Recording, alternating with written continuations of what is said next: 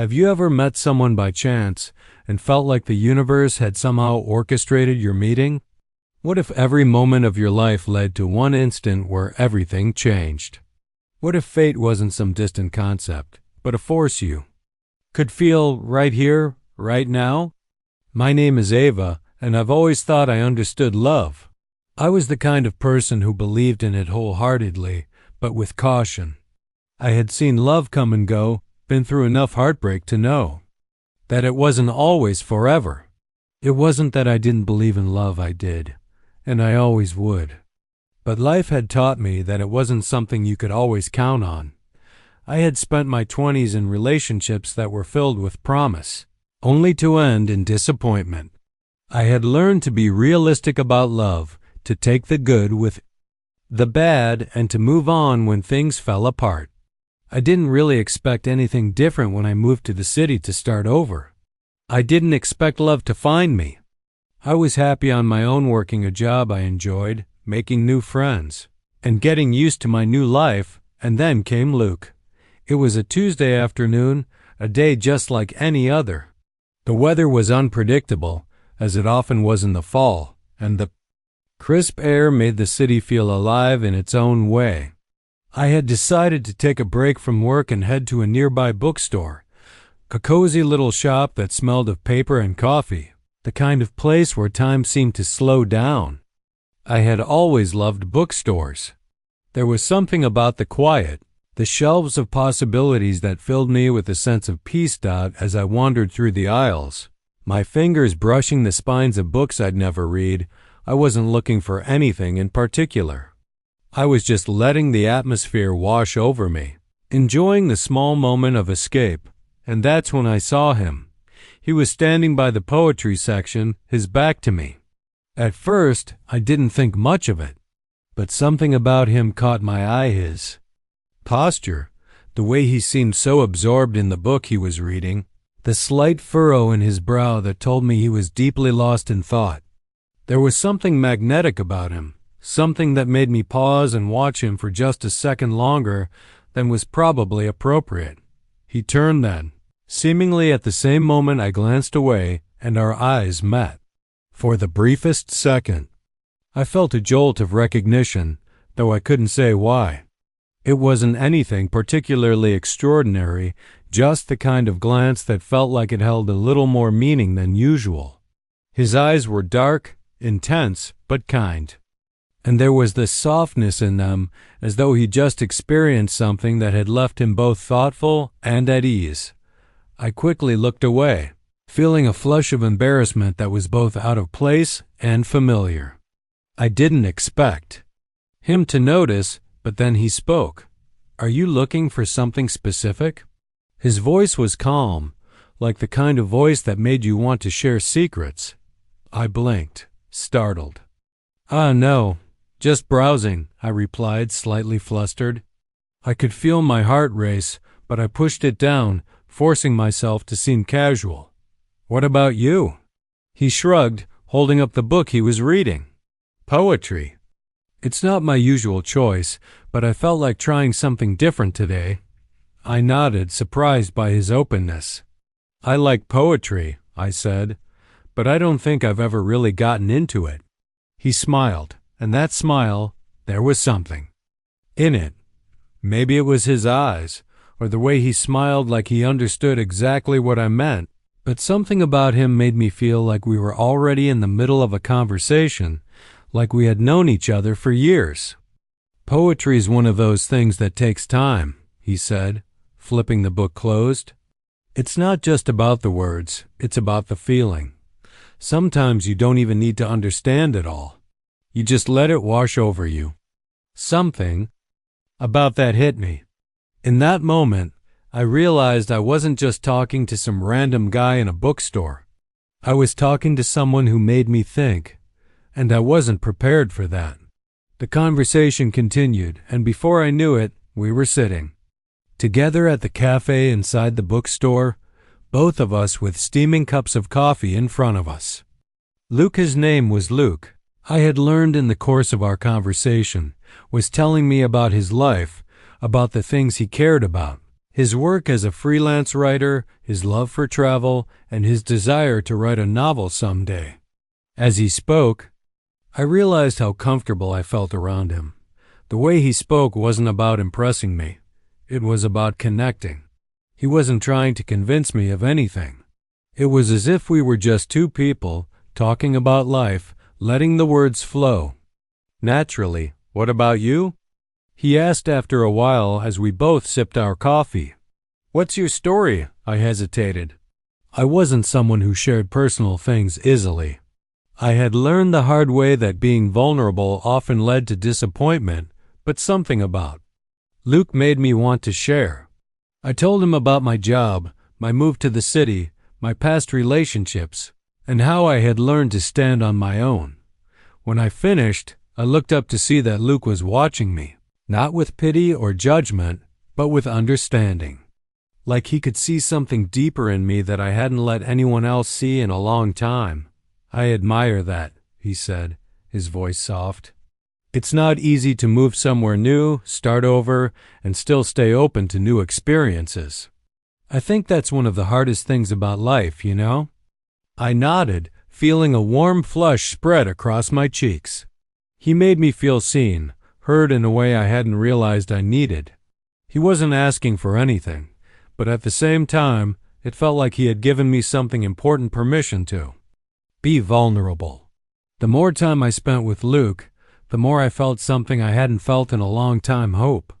A spark that told me maybe I wasn't as alone as I had believed. Maybe love wasn't something that just faded with time or something you could dismiss as a fantasy. Maybe it was something real, something tangible. But the more I felt that pull toward him, the more I felt the old walls around my heart tighten. It was too soon, I told myself. I had barely known him a few days. But every time I saw him, the more I questioned my own resistance. Was I just scared of being hurt again? Or was this the kind of connection I had been waiting for, the one I never thought I would find? I couldn't deny what I was feeling. And as much as I wanted to run from it, as much as I wanted to hold on to my independence and my certainty, a part of me wanted to take the leap to see where this could go. The fear was there, and it was louder than I was ready to admit. As the days went on, the connection between Luke and I only deepened. It wasn't that we were rushing things, quite the opposite, actually. We took our time, met for coffee here and there, shared meals, walked through the city's quiet streets, and talked about everything from our favorite books to our most awkward childhood memories. There was something easy about being around him. I didn't have to try to be anyone else, didn't have to guard myself the way I normally did with people. Luke seemed to see me, truly see me, in a way I wasn't used to. But the more time I spent with him, the more conflicted I became. I could feel myself falling for him, but I was terrified of where it might lead. I wasn't ready to fall in love again. Not with anyone, and certainly not with someone who had suddenly appeared in my life like a whirlwind. What was this? Was this something real, or just a fleeting moment of connection that would eventually burn out? Luke was patient with me, something I wasn't used to. He never pushed, never tried to force me to open up or move faster than I was ready. But even without saying it, the air between us felt charged with something unspoken. We were both playing a game, one I didn't fully understand yet. Each smile, each laugh, each moment of silence between us felt like an invitation to take the next step, but I couldn't quite bring myself to do it. The truth was, I wasn't sure I was ready to love again. I had spent years learning to protect my heart, and now that it was opening up to someone again, it scared me more than I was willing to admit. Every time I looked at Luke, I felt something stir within me, something I hadn't felt in a long time, and yet I didn't know if I could trust it. I started pulling away. Not consciously, but in small ways. I'd cancel plans we made, give vague excuses about being busy, even though I knew deep down that it was just my fear taking over. I didn't want to ruin the connection we had, but I also didn't want to Make myself vulnerable. Not again. Not so easily. The growing doubts. I couldn't avoid him forever, though. One evening, as the first signs of autumn began to settle in, Luke invited me to a concert in the park. It was a band we both liked, and despite my better judgment, I agreed. I wanted to see him, wanted to spend time with him, but a part of me was also dreading the possibility of getting closer, of giving in to the feelings I was trying so hard to ignore. We sat together on the grass, the music playing softly in the background, the night air cool but not uncomfortable. He made a joke about the lead singer's terrible dance moves, and I laughed, feeling the familiar warmth spread through me. It was easy to be with him, easy to forget the walls I'd spent so long building. But I couldn't shake the nagging feeling in the back of my mind, the worry that I was heading down a path I wasn't ready for. You know, Luke said, breaking the comfortable silence between us, "You don't have to do this alone." I looked at him, unsure of what he meant, but his expression was gentle, and I saw that same openness in his eyes. "Do what?" I asked, trying to play it cool, though my heart was racing. He leaned in slightly, his gaze never leaving mine. "Whatever. It is that's holding you back. You don't have to keep everything inside, Sophie. Not with me." I swallowed hard. His words hit me like a wave, crashing over me before I could even process them. For a moment, I just stared at him, unsure of how to respond. The truth was, I had been keeping so much inside. I had spent so long guarding my heart, trying to stay detached from everyone and everything. And now, here was Luke, asking me to let it go, to trust him, to let him in. But the walls were still there. I couldn't just let them fall. "Not yet. I'm not ready for that," I finally said, my voice quieter than I intended. "I don't know if I can be. I've been hurt before, Luke, and it took me a long time to learn how to protect myself." He nodded, his expression softening. "I understand. I'm not asking for anything you're not ready to give. I just want you to know that I'm here, whenever you're ready." His words made my heart ache. There was so much sincerity in his eyes, so much trust, and all I could think was, why is this so hard? The moment of vulnerability, the next few days were a blur. I found myself thinking about Luke more than I should have. I thought about his smile, the way he made me laugh, the warmth of his touch when our hands brushed. And yet I also thought about my fear, the fear of loving someone I didn't know if I could keep. One evening, I found myself at a crossroads. I had promised to meet Luke for dinner, but my mind was elsewhere. I was fighting myself, fighting the feelings that had been growing since the moment we met. I didn't know if I was ready to take the next step with him, but I knew one thing for sure: I couldn't keep pushing him away. I couldn't keep hiding from the truth. When I arrived at the restaurant, Luke was already there, waiting for me, at our usual table. As soon as I saw him, my heart skipped a beat. The doubts in my mind melted away, and in that moment, I realized how much I had been holding back. I wanted him. I wanted this. "Hey," I said, sitting down across from him. "I've been thinking. I've been afraid to take the next step, but I can't keep doing this. I can't keep pushing you away because of my own fears." Luke's eyes softened, and he reached across the table, his hand warm against mine. "Sophie, you don't have to do anything you're not ready for. But if you want this, if you want me, I'm here. I'm not going anywhere." For the first time, I believed him. I had been so afraid of being hurt again, of letting someone else into my heart. But I realized now that love wasn't something to fear. Love was something that could heal, something that could make you whole. And maybe it wouldn't always be perfect. Maybe it wouldn't last forever. But it was worth taking the risk. "I want this, Luke," I said softly, my heart finally ready to admit the truth. "I want us." The tension breaks. That night, we talked more than we ever had before. I shared more of my past than I ever thought I could, and Luke listened, holding my hand as I spoke. I told him about the pain I had experienced, the mistakes I had made, the fear that had held me back. And he told me his own story, his own fears, his own doubts. And when we kissed that night, it wasn't just a kiss. It was a promise. A promise that we would face the future together no matter what it brought. We weren't perfect. We didn't have all the answers. But we had each other. The days that followed felt different between Luke and me. There was an unspoken understanding that we were no longer just testing the waters, we were diving in. Every conversation, every glance, and every quiet moment felt like a step toward something deeper. Yet, despite the warmth between us, I still held a small piece of myself back.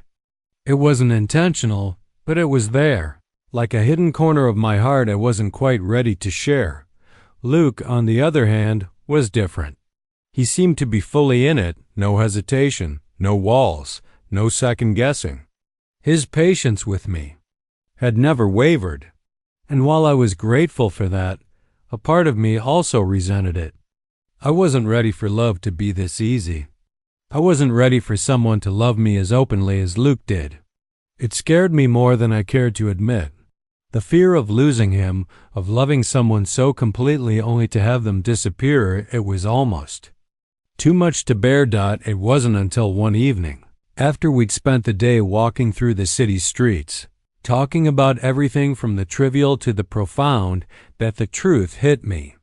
We were sitting on a park bench, watching the sunset cast its golden light over the skyline, when Luke turned to me, his face unusually serious. "Sophie," he said, his voice a little softer than usual, "I need to know something." I turned. To him, my heart pounding in my chest, the soft evening breeze ruffling my hair. "What is it? Are you in this?" He didn't elaborate, but I knew what he meant. The weight of the question hung between us. "Are you really in this with me? Or are you still holding back?" His words hit me harder than I expected. I had been so focused on my own fears, on protecting myself from potential hurt, that I hadn't realized how much I had been holding back. I had let myself grow closer to him, but in the back of my mind, I was still afraid. Afraid of giving him all of me, afraid of losing something I had barely started to hold. I swallowed, trying to steady my nerves. "I don't want to hold back anymore, Luke. I'm just scared. I'm scared of falling in love with you and then waking up one day and realizing it was all just temporary." Luke reached for my hand, his touch warm and steady. "I'm not going anywhere, Sophie.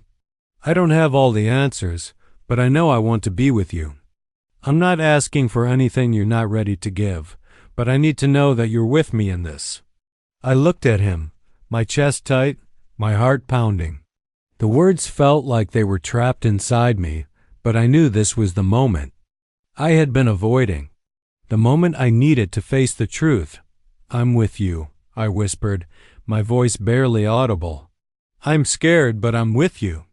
His smile was gentle, and for the first time, I felt the tension in my chest start to loosen. I had been holding on to my fear for so long, but in that moment, I realized something important. Love wasn't about having all the answers. It wasn't about knowing exactly where things were going. It was about being willing to take the leap, to trust someone enough to open up, even when you weren't sure what would happen next. But even as I let go of my fears, I knew deep down that our time together wouldn't last forever. It wasn't that I didn't want it to, God, how I wanted it to, but life had a way of throwing curveballs. And as the weeks went by, I could feel the weight of it. Luke had a job offer in another city, a dream opportunity. And though he hadn't mentioned it much, I could tell he was struggling with it. It was a decision that could change everything, and we both knew it.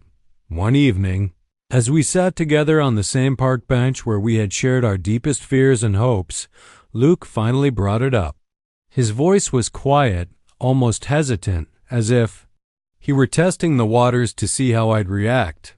Sophie, I've been thinking about the job offer in San Francisco, he began, his eyes searching mine for any sign of resistance. It's a huge opportunity for me. I've been offered the position, and I need to make a decision soon. I felt a knot tighten in my stomach, but I forced myself to breathe. I had known this day was coming, but hearing him say it out loud made everything so real. What are you thinking? I asked, my voice shaky but calm. I don't know yet, he admitted, his gaze shifting to the ground for a moment. But I'm torn. I want to go, but I don't want to leave you behind. Not after everything we've shared. The silence between us felt heavy. I knew what he was asking. He was asking me to choose to decide if our relationship was strong enough to survive a long-distance future. But even though my heart wanted to scream, yes, let's make it work, my mind knew that sometimes love wasn't enough to bridge the gap between two lives that were heading in different directions. I can't ask you to stay, Luke, I said softly, my voice thick with emotion. I can't ask you to give up your dreams for me. I want you to go. I want you to do what makes you happy. His eyes searched mine, looking for any sign of doubt, but I held my ground. You deserve everything that's waiting for you there.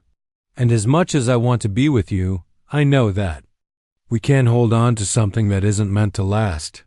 Luke's face fell, and I could see the pain in his eyes. But he didn't argue. He didn't try to convince me otherwise. Instead, he took my hand, squeezing it tightly. I'll never forget you, Sophie, he said, his voice thick with emotion. I wish we had more time. I wish I didn't have to choose. We sat there in silence for a long time, neither of us knowing what to say next. It felt like the world was holding its breath, waiting for something to change. But there was no miracle, no last-minute change of heart. This was our moment, and we both knew it. The final goodbye and resolution. The next few days passed in a fast moment, and we both knew it. The final goodbye and resolution. The next few days passed in a blur. We tried to savor every moment together, but it felt like we were both waiting for the inevitable goodbye. When the day came for Luke to leave, we stood at the airport, our eyes locked, neither of us wanting to say goodbye. I'll always love you, Luke whispered, his voice breaking. I'll always remember you. Tears filled my eyes and I nodded.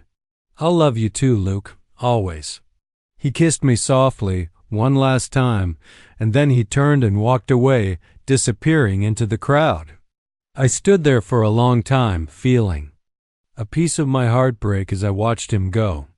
But even though the goodbye was painful, I knew it was what had to happen. Our love had been real, but sometimes love wasn't enough to keep two people together. Sometimes the best thing you could do was let go. And as I walked away from the airport, the ache in my chest still there but lessened by the memory of what we had shared, I realized that love was not just about the happy endings. Sometimes it was about the moments in between, the shared laughter, the quiet moments, and the fact that, for a brief time, two people had loved each other in a way that would stay with them forever.